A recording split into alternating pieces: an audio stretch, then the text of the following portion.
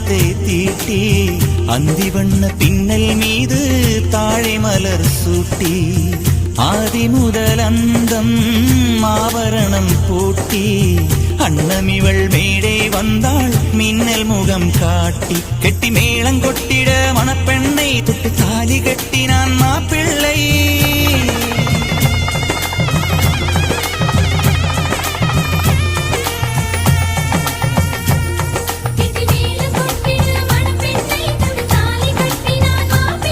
இந்த ஏழு நெஞ்சமும் நீ வாழ என்றும் பூக்கள் நீ வாழ்க நலமாக.